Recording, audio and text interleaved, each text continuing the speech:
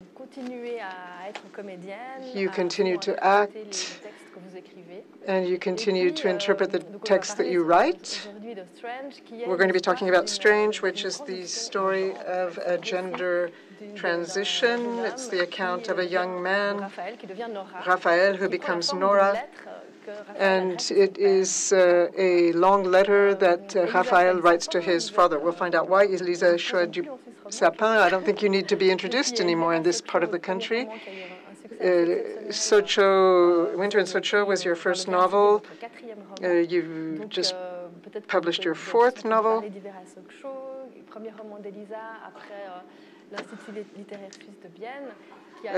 You won several awards for Winter in Sokcho. It was translated into several languages, including English, and you then won the National Book Award in November 2021 for the translation category, literature and translation. It's been adapted to the theater and the cinema, with Koya Kamara as the screenwriter.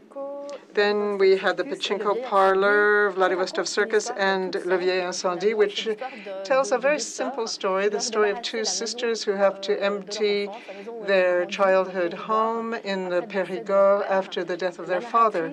The narrator, Agatha, has come back for the occasion from the U.S. She's a screenwriter, and she hasn't seen her sister since the death of their father, and they're going to spend a week together sorting through their father's affairs. And Vera, the younger sister, is mute. So they meet in this silence between intimacy and distance, affection and memory. Perhaps I can start with you, Geneviève. A question that intrigued me is at the end of Strange, all of the acknowledgments and thanks. It wasn't an easy subject. Why did you choose this story, which is very special and on such a very sensitive topic? Well, I often find that the subjects choose me. I was teaching a writing workshop in a school, and there was a young man who was writing some very nice texts, and at the end of the workshop, I went to talk to the director, and I said that this young man had done a great job, and I gave his name, and he said, he doesn't belong to the school. And I said, yes, he is. He's one of my students. And it hadn't even transpired. It hadn't even occurred to me that it wasn't a young man. And then there was a very surrealistic conversation that ensued. I was saying, yes, he is. He's enrolled in this school. And I said, well, let me show you the photograph, the class photo. And he said, that's Geraldine. So I think both of us were stunned. I didn't know if it was somebody who was refusing to admit a real situation or somebody who just didn't know. So for the purposes of the novel, I went to talk to the young man, and I asked the young man, and he said, no, it's because this is the first time I've come out as Geraldine. So what I was interested in is, what is this reality? I understood that I didn't have the words to describe it, and so I decided to go and investigate in order to understand and write a story about it. But all the warning lights were on because I was worried about cultural appropriation. I have no legitimacy to write such a story, except perhaps, legitimacy. I don't know if writers need legitimacy to write a story. They just have to be cautious and not burst in and appropriate things that don't belong to them. But I wasn't trans, and I'm not trans now, even though the idea is that we, at a given moment in time, we have to say that we're not what we imagine we were, or we used to imagine we were. Parents, children, lovers see me like this, but this is not who I am. So I invested quite a lot of time working and with associations to try to learn the language. There's a whole separate language. I didn't have the words to express their reality, and I wanted to meet people on their own ground, trans men and women, and they said, we'll protect you. Go ahead and write, and we'll be there for you. And it was like a protective cloak that enabled me to write. Yes, and then you have to put yourself in the shoes of the person. We can feel that your text is highly documented, especially the process, the physical transition process, and then the whole environment, the school environment. Raphael grows up in a small village in Belgium where it was very difficult to say how different he felt, and he didn't have the words to express it either. So there's something here about the words that we have to say who we are. And then there's his father. Yes, Raphael is an only child. He's lost his mother. The father is a prison guard who wants to help his child have a better life, go further than he was able to go. And on his wife's deathbed, he promised her that he would make their son into a man that she would be proud of. So he feels bound by this promise because he loves this child and he wants to guide him. He comes from a very structured work of life, and he tries to think, what would my wife want him to do? But he, in fact, closes his son in more and more. Yes, so it's he's a prison guard, a very specific profession. What about the epistolary form that you chose? Well, by default, really, I was moving very cautiously, and I knew I was going to write a novel, but that I decided that I wouldn't speak with the voice of the trans person. So I'd written the novel in 5 parts. Each character gave his or her account. Gaëlle Fleurat is the president of an association in Reims, and she said, this is incredible because she has no voice. So despite myself, it was full of judgment. When you speak about somebody who's not there, you are enclosing them in your gaze. So I said, well, she has to be the one to speak. We have to hear her voice. We have to be able to sense that this is, and see that this is a living person with plans. That's the only way to write this. What I find interesting in both your books is that Raphael, who becomes Nora in Brussels, writes to her father to tell her father what she's become. The father has no idea. And she writes because she hasn't been able to say things. And we find this same theme in Elisa's book. The narrator is a screenwriter, and her sister is mute. Agatha, the elder sister, Vera, the younger sister, who's been mute since she was 6. They come together after years apart, and there are a lot of things that are left unspoken. They have to write each other messages. That's the way they communicate. So do we write when it's difficult to say things? I don't know what you think about this. Elisa, maybe you could react to this or respond to this. The narrator is a screenwriter. I think this makes a lot of sense when we see the relationship she has with her sister. Yes. Well, in fact, she writes dialogues. It's even more specific than screenwriting.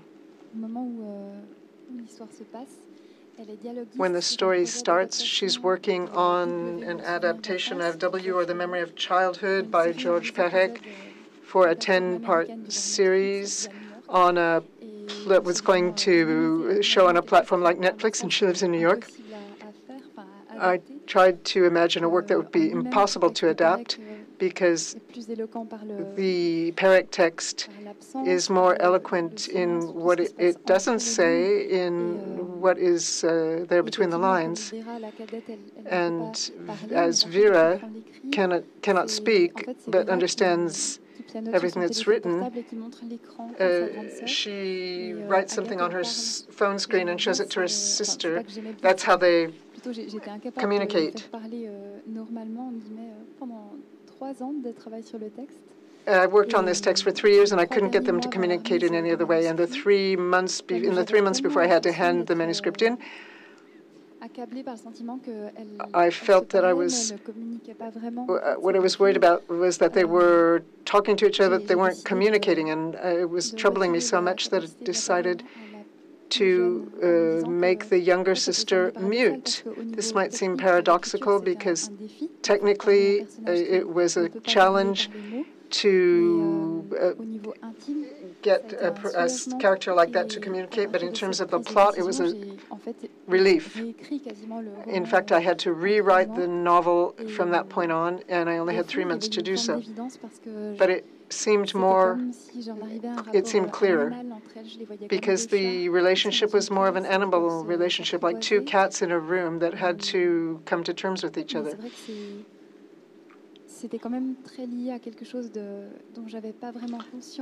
But it was very closely related to something that I wasn't conscious of.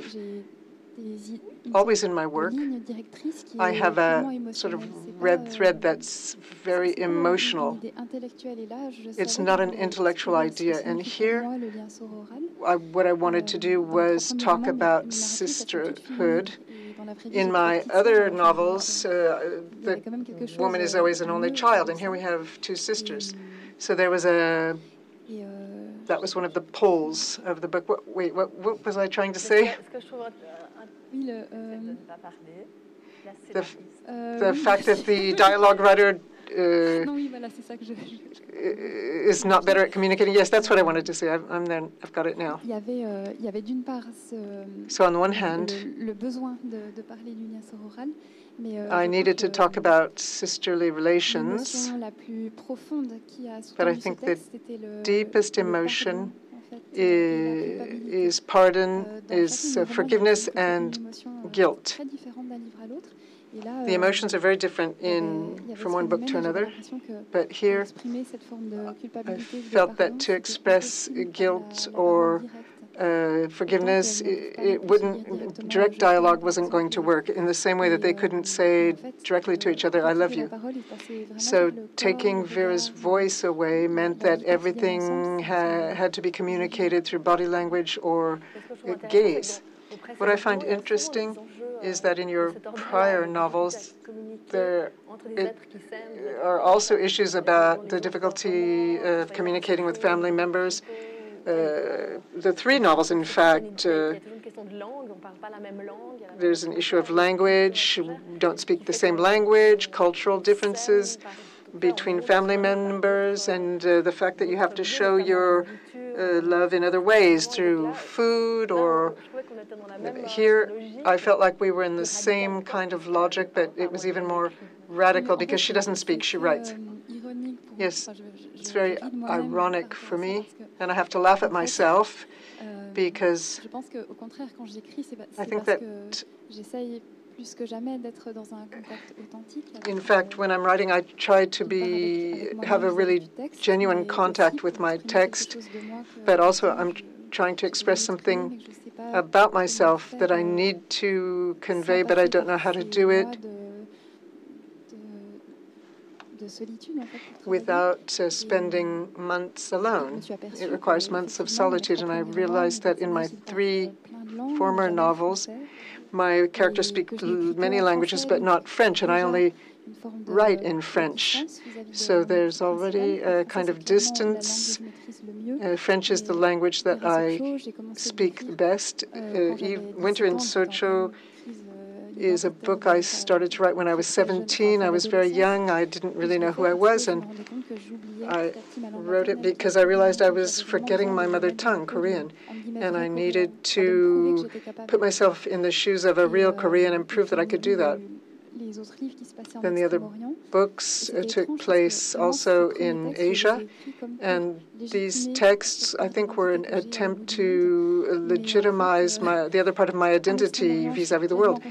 In Asia, I am considered as a French or Swiss writer, whereas here, or in the U.S., In the Western world, in other words, I'm considered often considered to be Asian or Oriental.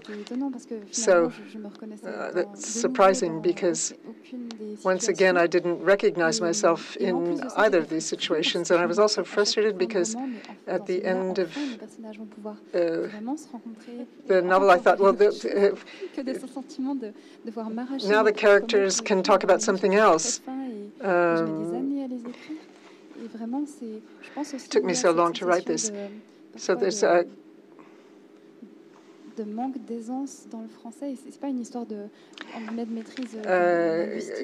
lack of ease in French, and it's not grammatical. It's something that's deep inside me. I feel that I'm legitimate. I don't know if I feel legitimate writing and speaking in French, but not so much in Korean, whereas I should do. And I think I had to free myself from that after 3 novels, because I was starting to say, well, if I can't manage this, I'll have to change jobs. And so I thought, well, why not have a story that takes place in France, where I was born, in Dordogne, where my father came from, with characters that are completely French. They only speak French, know their language, and I'll have to face it then. And I spent 2 years trying to write something that I decided to write, and as usually happens when I decide to write something, it leads nowhere. Until I realized that Agatha worked in New York and worked in English, and I realized that this was not at all what I had set out to do.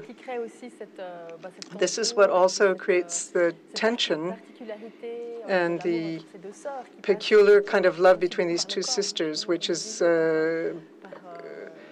transmitted through body language, and also things like sleeping close to one another, like at the end of the book. Things are expressed in different ways, not through words. A while ago, I spoke about the feeling of guilt and forgiveness. It's a text that gave rise to very strong emotions that I hadn't suspected. It's not autobiographical. I get along very well with my sisters. And speak about sisterhood, I had to confront very complicated things. And what appeared to me very clearly is that I wanted to declare my love to my younger sisters. And I wanted to write a beautiful story, despite the fact that in appearance it's a novel that's rather harsh. This sisterhood is upset. What's paradoxical is that Vera, who's mute, criticizes her sister because Agatha has a hard time speaking. It seems to me that this impossible intimacy is not due to the fact that the younger sister is mute. It's because of what is left unsaid, the guilt felt by the older sister. That's what prevents intimacy in the communication. That's what I find very interesting. Yes, but I wasn't very interested in the fact that she's mute for communication purposes. It's a subconscious metaphor of the realization that it's not because you grow up together. Of course, shared things that you can no longer share as an adult.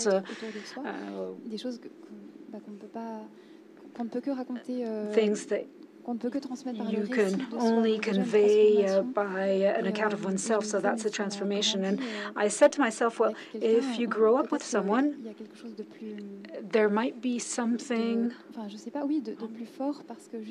stronger, I don't know, because there's this childhood during which we constructed ourselves. We don't really remember it, but it's there, and this is something that I experience in my own life. Very often, I feel that my little sisters are complete strangers, whereas at the same time, I feel closest to them.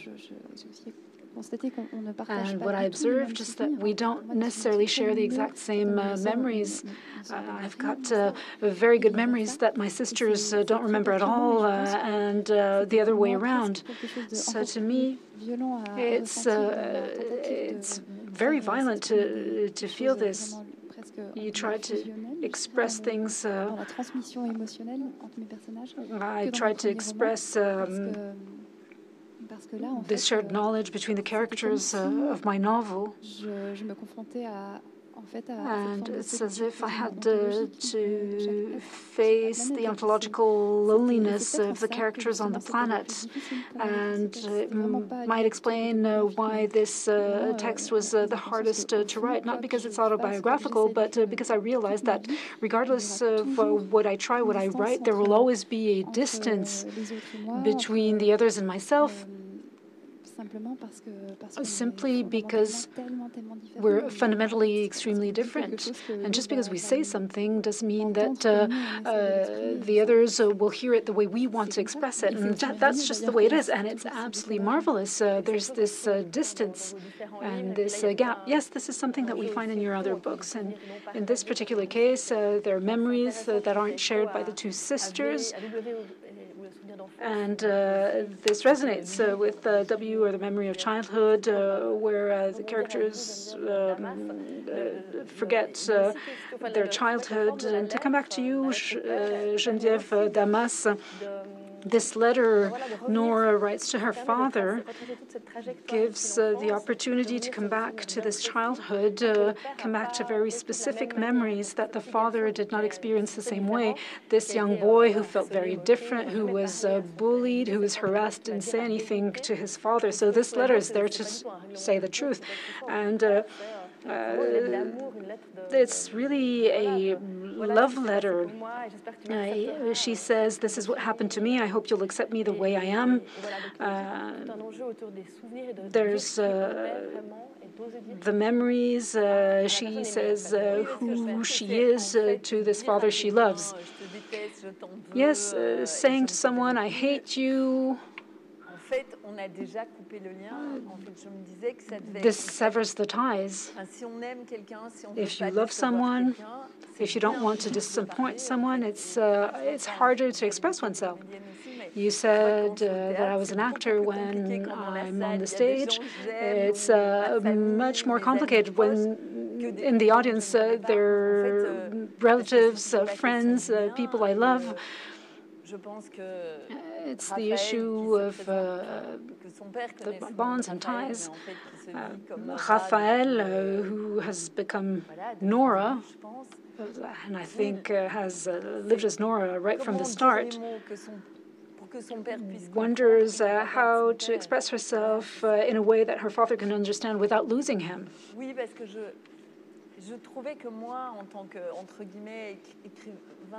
As a writer writing fiction,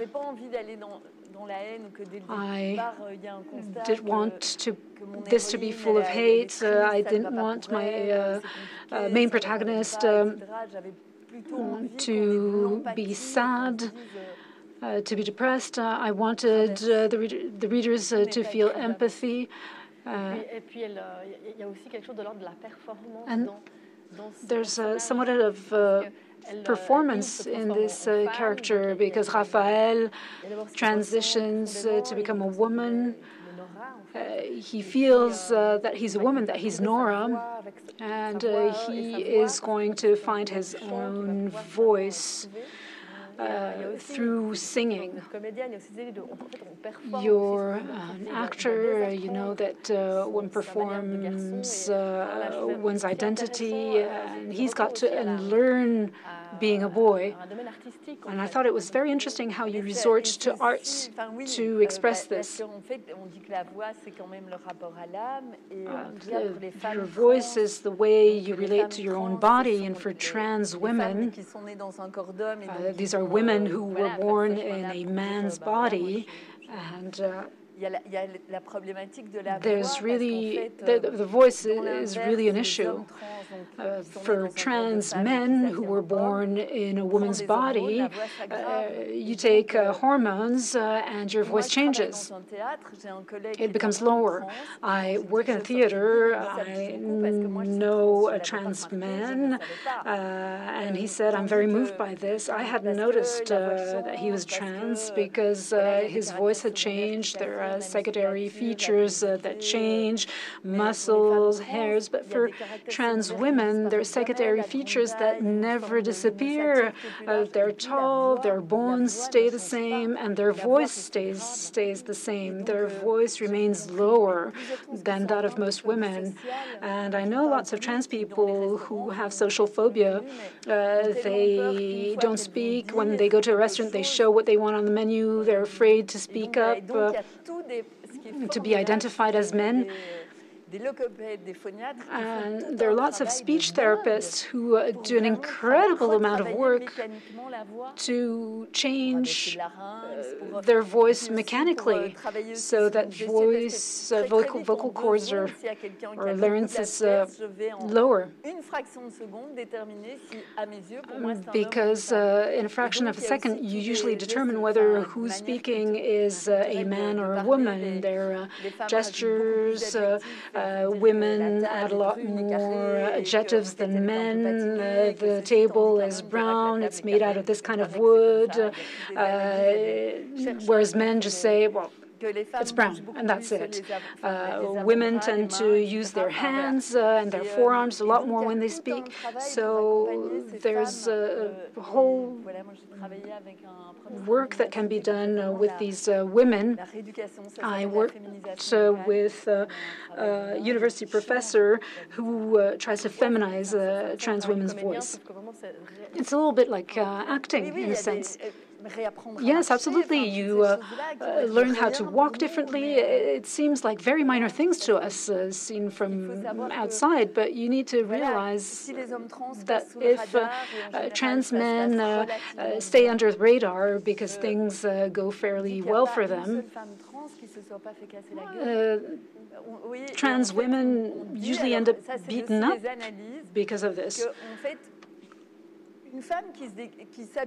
A woman who dresses as a man, no one laughs. A man who dresses as a woman, everybody laughs. Why? Well, because when a woman puts on the social features of the man, she goes up the social ladder, whereas a man who takes on women's features, we feel that it's a failure, that it's a fall. So we need to change all these reference points. And that's exactly what this letter to the father is all about. The point is for the father to accept this transition. In both your novels, the characters were brought up by their father. Nora explains things to her grandmother, but not to her father. That's interesting. Yes, well, the father has taken on so much responsibility. I think the grandmother takes things the way they are. She has no responsibility for Raphael, her grandson. That's the way he is. There's nothing to change about it. Whereas in the case of the father, he's told that his son is a little too feminine. He says, it's because my wife died. I'm overbearing. I protect him too much. And Nora wants to protect her father, right? Well, what I would like us to do is to hear these texts and the voices in these texts, if you don't mind.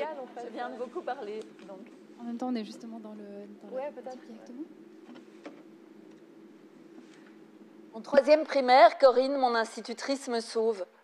Elle n'élève jamais la voix. L'année précédente, je haïssais M. Michel qui hurlait parce que j'étais trop lent, trop heureux, trop dans mon monde. Dès qu'on crie, mon dos se couvre de sueur et je ne comprends plus rien. La deuxième primaire est mon enfer, la troisième mon paradis. Le vendredi, Corinne nous demande d'écarter les bancs et de nous asseoir en cercle. Elle prend sa guitare et nous apprend des chansons. Maman aussi faisait partie d'une chorale. Mamie m'a montré les photos, elle est habillée tout en noir avec ses cheveux relevés.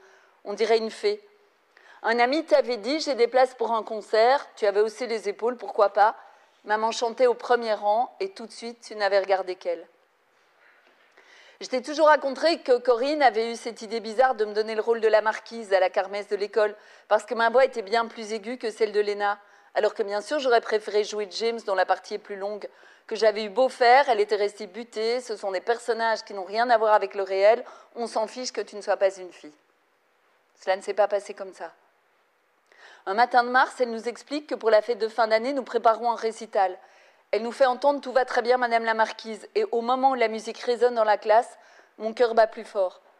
Elle annonce qu'elle cherche 2 solistes pour interpréter le rôle de la Marquise et du majordome, qui seront habillés comme des nobles de cour.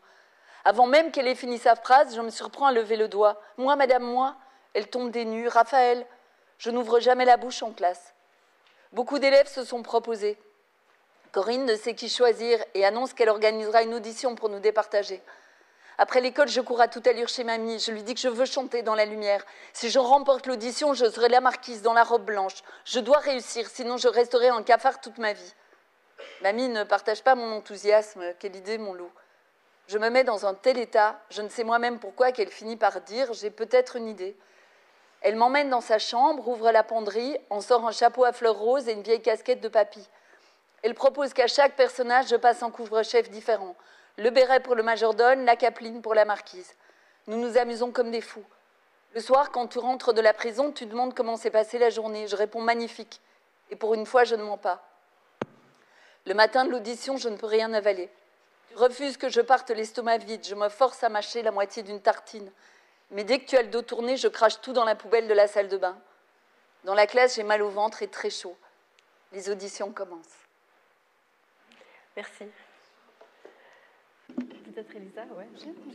Maybe let's turn to Elisa. Unfortunately, these 2 novels have not been translated. We'll let you hear the original.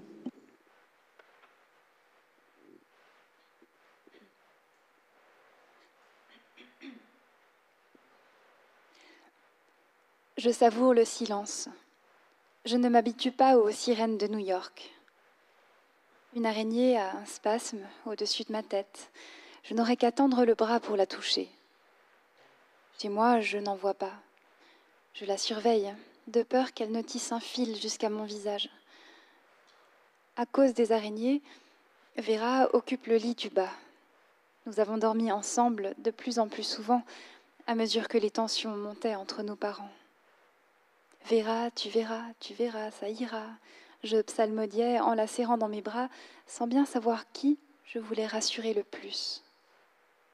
J'ai de la peine à me rappeler que nous avons été indissociables. Nous avions les mêmes timidités, les mêmes craintes de la vie sociale. On ne se chamaillait pas. Notre langue de silence et de cris nous a réunis. Comment ça a débuté, je ne me rappelle pas bien. Vera avait 6 ans. Nous étions à table, mon père, elle et moi. Notre mère absente pour le travail. Mon père a posé une question à Vera, qui n'a pas répondu. Nous avons dû croire à un caprice. Mon père s'est impatienté. Vera s'est mise à souffler fort, le visage tordu. Des sons étranges ont commencé à sortir de sa bouche, mélange de gémissements et de glouglou. Un étranglement. Aucun mot n'est jamais plus venu. Je ne sais pas pour elle, mais depuis l'anesthésie péridurale, j'ai compris la peur de ne pas sentir qu'on respire. On croit mourir, on perd conscience. Vera n'a jamais rapporté de traumatisme physique ni émotionnel. D'après les médecins, le plus probable reste la rupture d'anévrisme, même si c'est rare chez les enfants. L'orthophoniste a expliqué les différents cas de figure. L'aphasie peut prendre autant de formes que de personnes atteintes.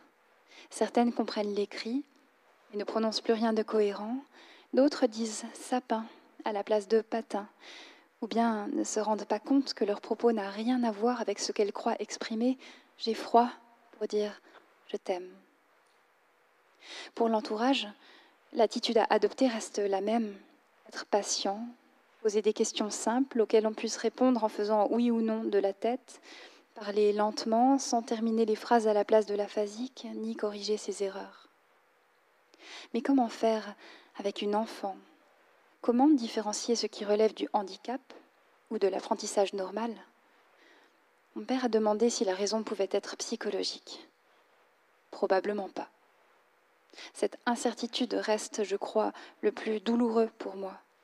Je n'ai jamais pu cesser de soupçonner Vera de me couper délibérément l'accès à son intérieur.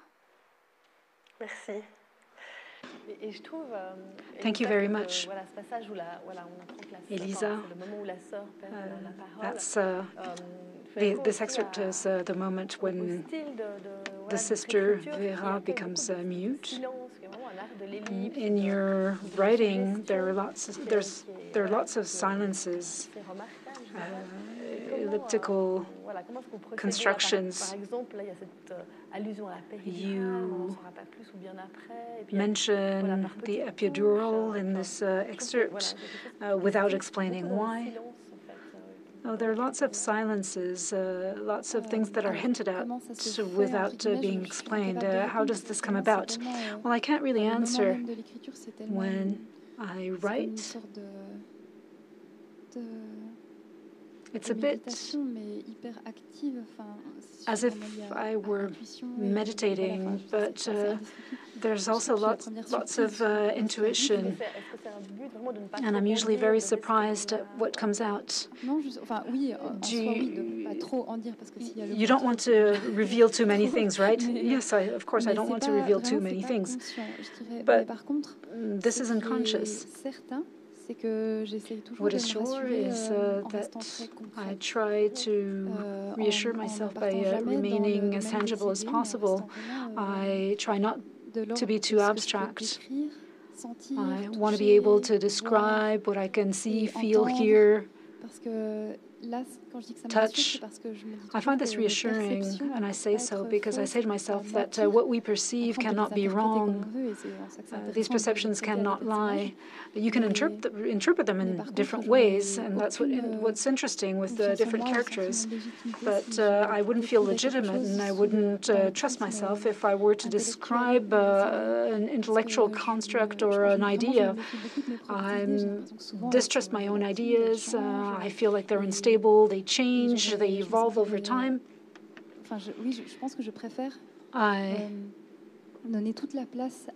prefer à l'émotion qui émane de nos sens pour que ensuite chacun puisse interpréter giving way to the emotions triggered by our perceptions, and I think it comes from my experience as a reader. As a reader,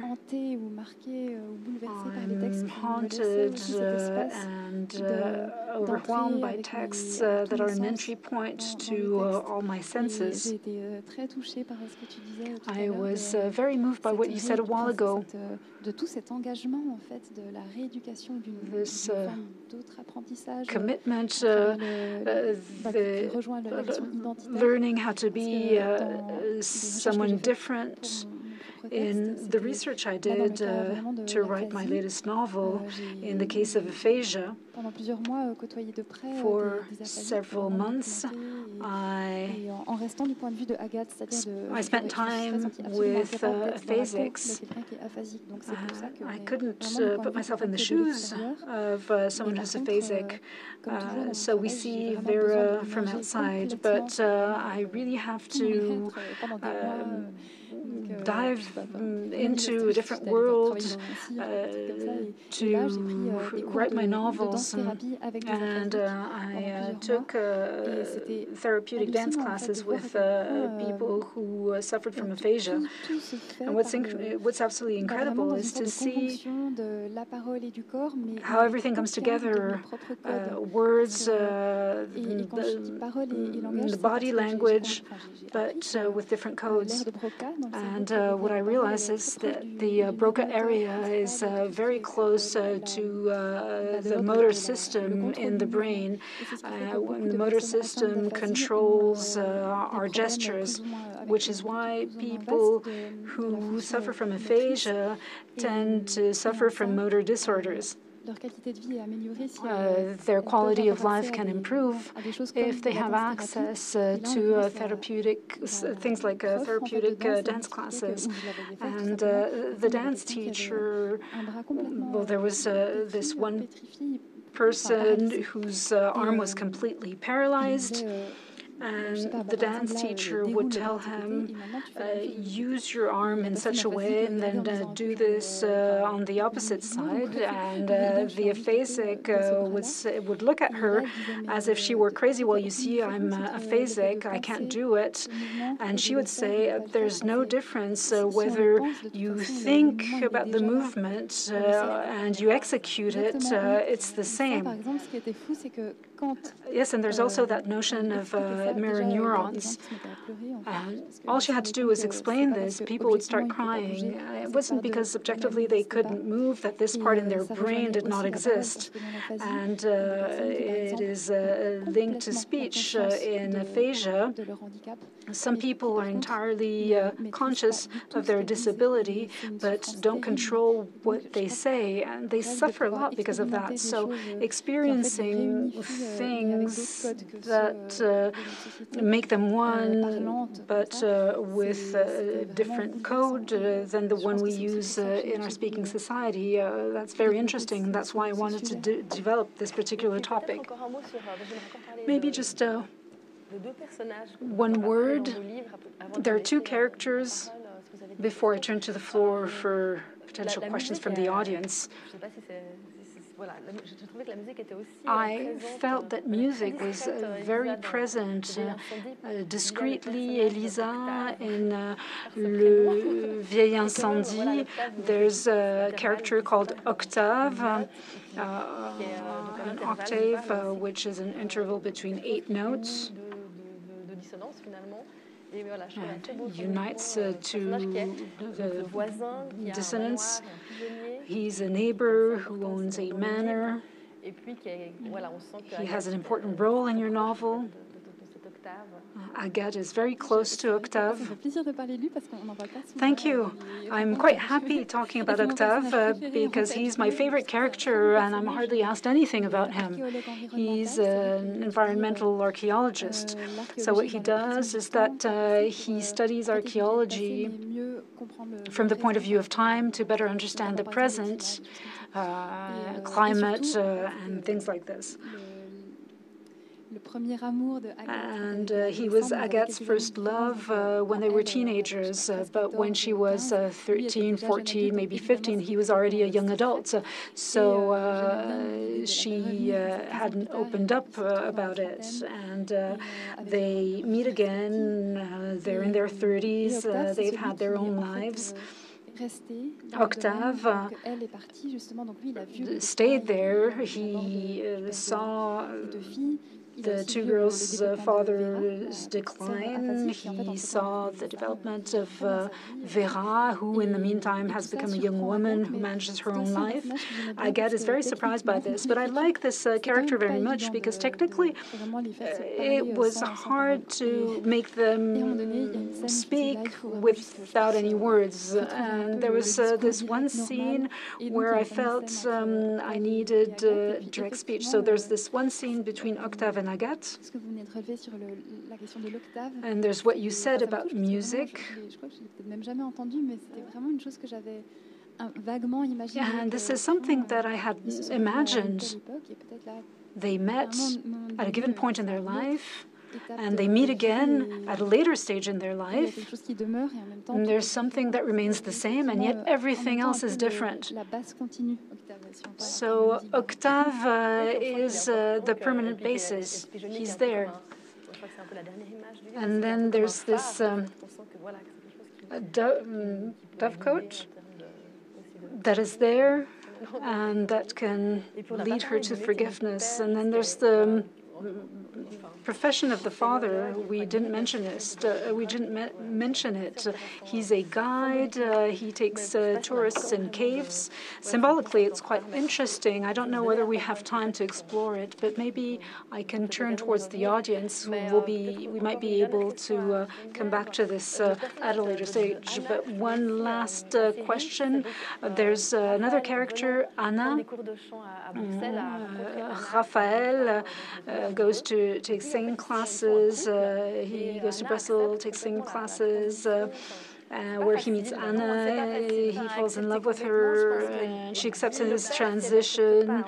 She would lose him if she didn't accept it. I'm not sure she accepts that.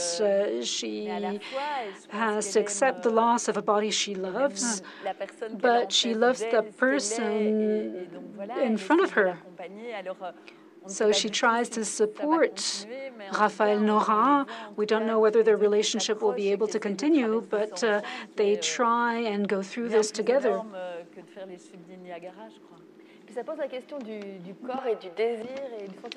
So there's the whole question of the body and desire. It's very complex in your book because Raphaël says in his letter to his father, because he remembers hearing his father say that he loved women, and he says, that's not the way I operate. It's as if you loved a body before you met the person, but I love the person, well, no matter what kind of body they're in. For him, but at the same time, it's important for him to be in a woman's body. Yes, it's very peculiar. It's a very tenuous path that he's on. He's formulating these thoughts, and it's true that people who are younger than I am often say this: you love the person before you worry about their gender. I love this person. That's it. Anna really wants to continue loving him or her. Yes, she respects Nora. She has a big birthmark on her cheek, so they're both different. Raphaël, Nora says her difference is visible straight away, mine isn't. And she works in the theater. She's a costume. She works in costumes. And Nora is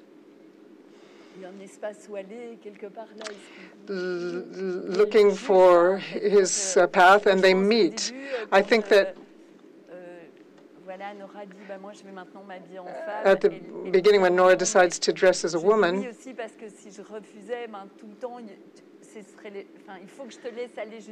Anna says, I have to let you go and do this, hoping that you'll come back. And there's a very beautiful scene where she sews a dress for Nora. Yes. I don't know if any of you would like to ask Elisa Shua Dusapin or Geneviève Damas a question.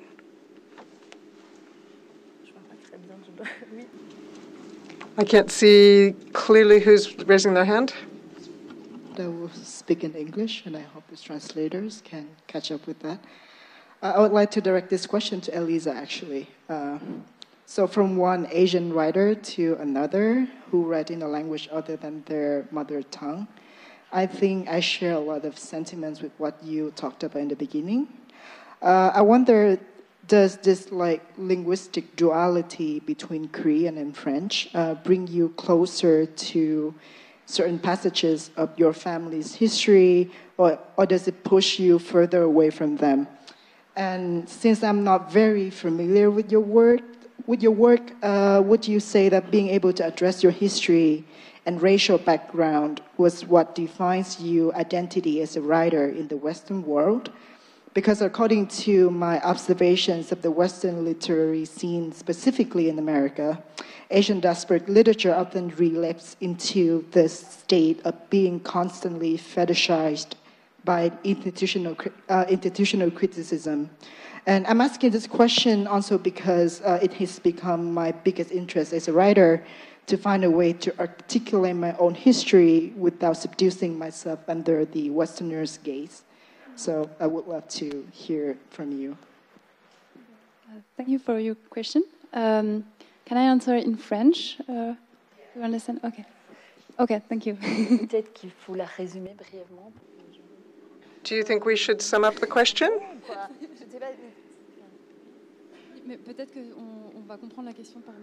Perhaps the question will become understandable through my response. Otherwise, I think I might denature the question. If I understand you correctly, your question is about to what extent my multicultural and multilingual background has influenced my relationship to writing, and conversely, to my writing or to the reception that my books have got. It's a very broad question. I would say that what is certain is that I don't have, how can I put this? This question of cultural differences, different thought processes linked to language structures like those of Korean and English or French. It's true, I'm not the same person when I speak Korean as I am when I speak French.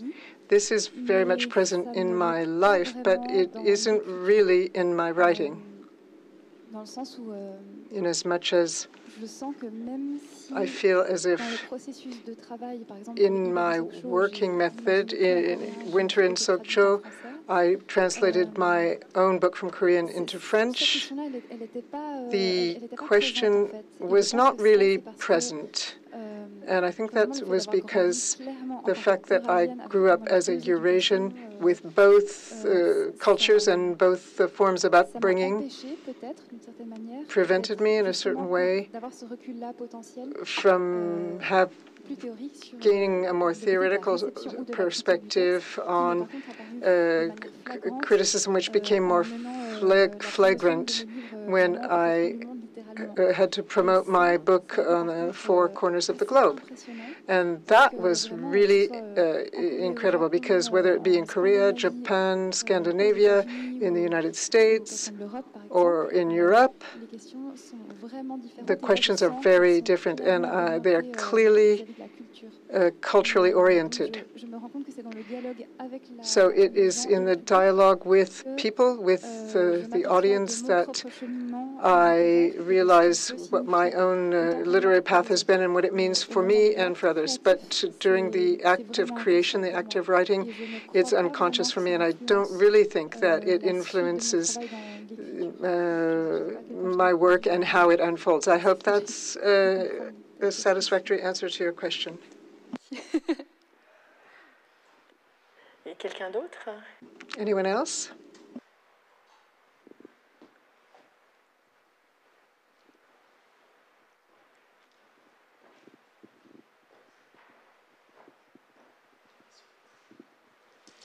Oui, c'est une question un peu pour les deux auteurs. Yes, this question is for both of the authors. Quelle est l'identité de l'auteur? What is the identity of the narrator? Est-ce que ça se trouve plus au niveau de l'émotion? Is it to be found more at the level of emotions? Qui nous viennent? Or in the thoughts that occur to us, being who we are as an author? Privilégier l'un ou l'autre? Does it mean giving precedence to one or the other? J'ai l'impression, en ce qui me concerne, my personal impression, is that I don't control either, qu'ils sont tous les deux that moi, both of these are the real me. Je suis surpris que l'on puisse I'm surprised de ses émotions, that one can doubt one's emotions or one's thoughts. That surprised me. Or that one can simply doubt oneself, or think that one is not who one is.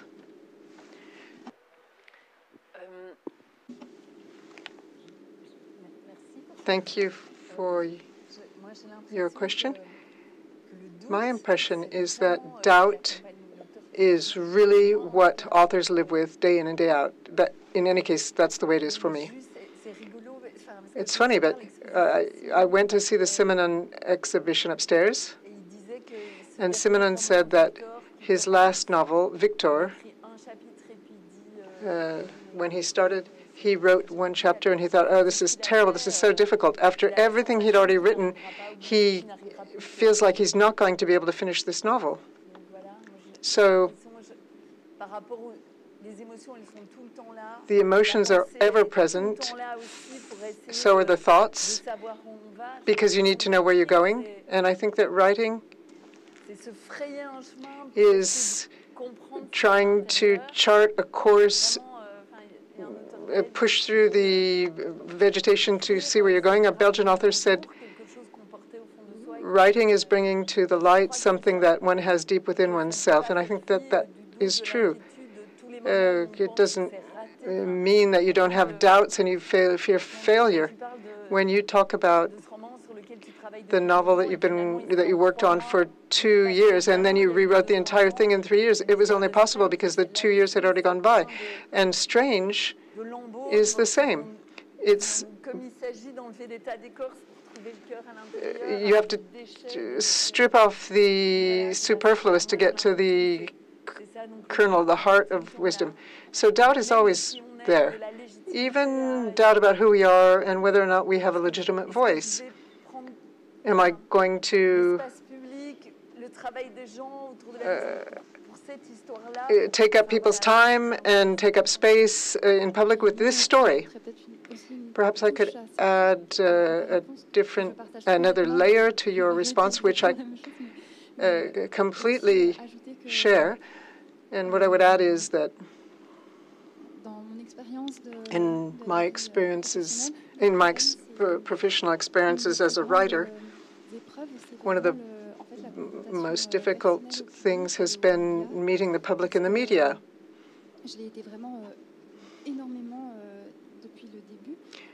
I was very young when I started writing.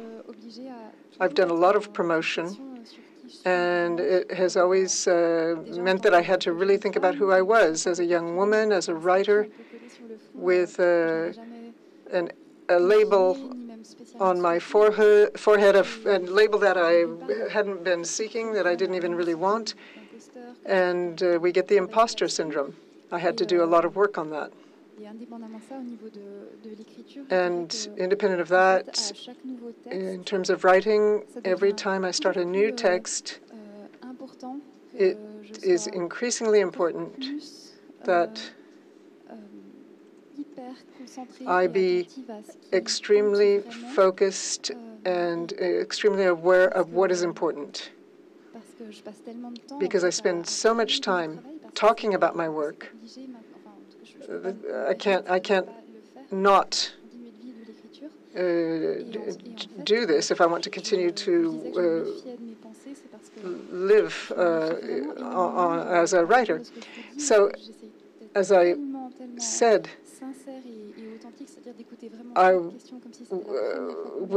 was very sincere. I would always try to answer questions honestly, and I'm different every day, so I would say that